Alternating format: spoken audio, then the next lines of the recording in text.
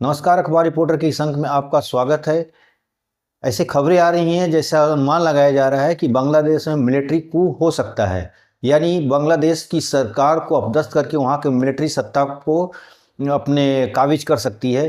क्योंकि जो बांग्लादेश के जो आर्मी चीफ हैं वकारुज्जमान, उन्होंने कुछ इशारा दिया है। उन्होंने कहा कि भारत से हमारा संबंध अच्छा है और भारत हमारे लिए बहुत ज़रूरी है। मतलब एक तरह से भारत के फेवर में उन्होंने स्टेटमेंट दिया और चीन के फेवर में भी उन्हें स्टेटमेंट दिया। देखिए, ऐसा है कि बांग्लादेश की मिलिट्री जो है वो हकीकत को जानती है, और जिस तरह वहाँ के जो पॉलिटिशियन है, जो नौसिखिए पॉलिटिशियन ही बोला जाए, क्योंकि वो लोग कोई रेगुलर पॉलिटिक्स में थे नहीं, जो भी हैं सब नए लोग हैं।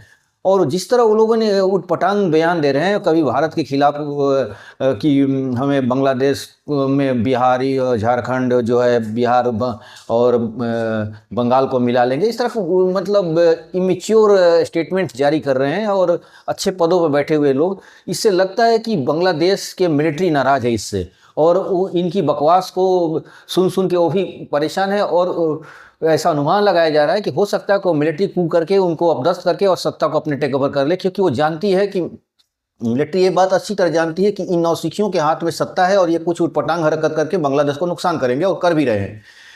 देखिए, बांग्लादेश जो भारत का जो करीब 4-4.5 हजार किलोमीटर का जो बॉर्डर शेयर होता है, तो भारत ने भी इस बात से चिंतित है कि बांग्लादेश में जो उटपटांग बयान दे रहे हैं और वहाँ कुछ उथल फुथल हो रही है, इससे बांग्लादेश के इस रवैये से भारत को नुकसान हो सकता है। भारत बिल्कुल अलर्ट मोड में है और वो अच्छी तरह से जानता है कि इनके बकवास की वजह से हमें कुछ नुकसान हो सकता है। उधर चीन भी परेशान है। चीन भी इसलिए परेशान है कि ये जो बांग्लादेश की जो शेख हसीना ने बोला था कि एक आइलैंड की बात हो रही थी, जिससे अमेरिका ने उस आइलैंड की मांग कर रहा था, जिसकी वजह से उनको अपदस्थ होना पड़ा, सत्ता छोड़ना पड़ा है। और इसमें इसमें उन्होंने इशारा दिया था कि इस सारे कार्रवाई में बांग्लादेश के जो रिजीम चेंज हुआ है उसमें अमेरिका का हाथ है। अब इस तरह का अनुमान, और इस वजह से अमेरिका की इस हरकत की वजह से जो बांग्लादेश में जो रिजीम चेंज हुआ है, इससे चाइना भी अलर्ट मोड में है, क्योंकि चाइना नहीं चाहता कि हमारे बगल में आके अमेरिका बैठ जाए और भारत भी नहीं चाहता कि हमारे बगल में आकर अमेरिका बैठ जाए।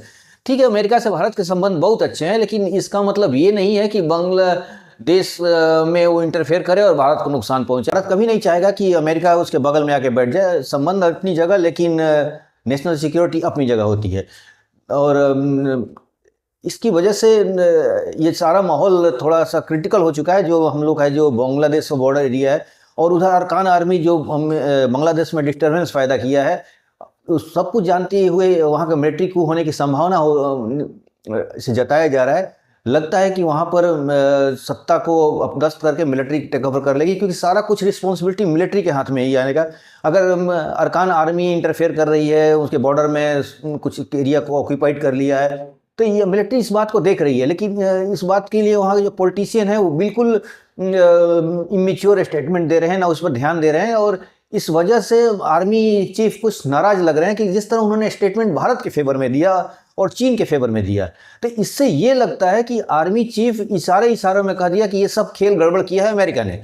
उन्होंने इशारों में किया, उन्होंने नाम नहीं लिया, वो खुल के बोला नहीं है, लेकिन लगभग इस अनुमान लगाया जा रहा है कि वो अमेरिका को ही उन्होंने रिस्पॉन्सिबल माना है इस चीज़ से कि जो रिजीम चेंज हुआ है।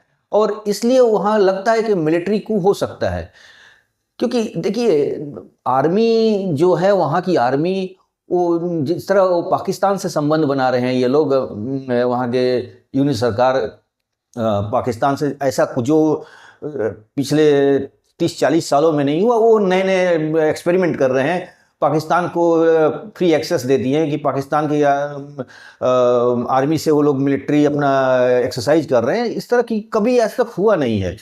तो ये नए नए एक्सपेरिमेंट जो कर रहे हैं, इससे आर्मी चीफ वहाँ का कुछ नाराज हैं, और वो जानते हैं कि कुछ भी गड़बड़ होगा तो सारा कुछ हमारे ऊपर आएगा, क्योंकि हमें ही सब कुछ को कंट्रोल करना पड़ेगा।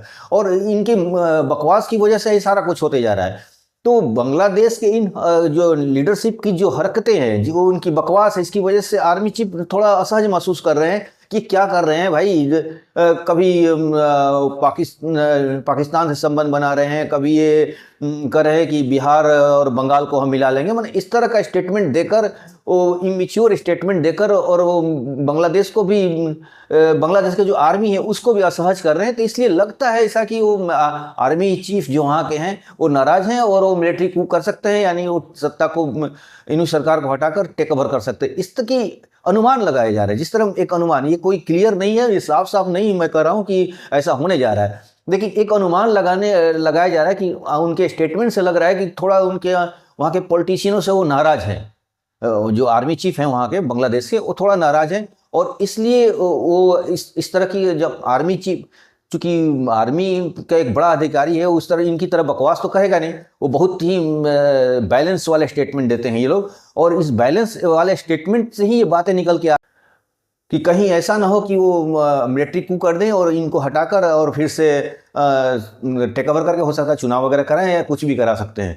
तो अभी ऐसा तो उन्होंने खुल के नहीं बोला है, लेकिन अनुमान लगाया जा रहा है। इस टोटल अनुमान के आधार पर मैं यही कुछ बोलने, ये सब अनुमान के आधार पर ही मैं बोल रहा हूँ।